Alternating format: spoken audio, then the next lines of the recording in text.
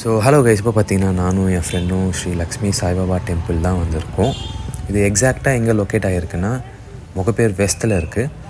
அதாவது கரெக்டாக சொல்லணுன்னா MGR college back side. So every Thursday நாங்கள் இங்கே வருவோம், சாமி பார்த்துட்டு பிரசாதம் வாங்கிட்டு அப்புறம் நாங்கள் அப்படியே எங்கள் வேலையை பார்க்க நாங்கள் போயிடுவோம்.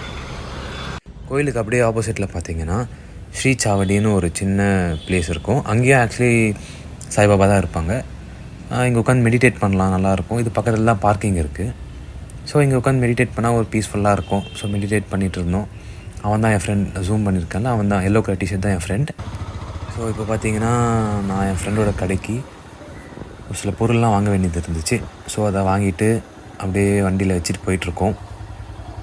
ஸோ இதுதான் என் ஃப்ரெண்டோட கடை. மொபைல் இன்னுன்னு பேர், புதுசாக ஓப்பன் பண்ணுறான். ஸோ இல்லை இன்டீரியர்லாம் ஒர்க்லாம் பண்ணிகிட்ருக்கோம். இதுதான் என்னோடய 3 ஃப்ரெண்ட்ஸ் இன்னும் இருக்காங்க, இதில் இல்லை.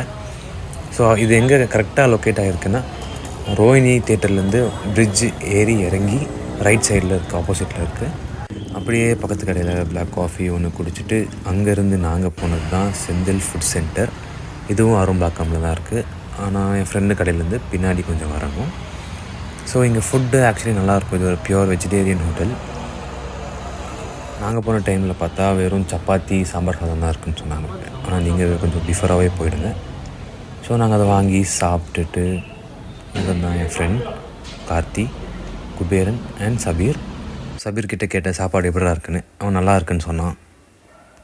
ஸோ வீட்டுக்கு வந்துட்டு வீடியோ எடிட் பண்ண ஆரம்பிச்சிட்டேன் அப்லோட் பண்ணுறதுக்கு. ஸோ அப்புறம் அப்லோட் பண்ண வெயிட் பண்ணிவிட்டு சாப்பிட்டுட்டு தூங்க போயிட்டேன்.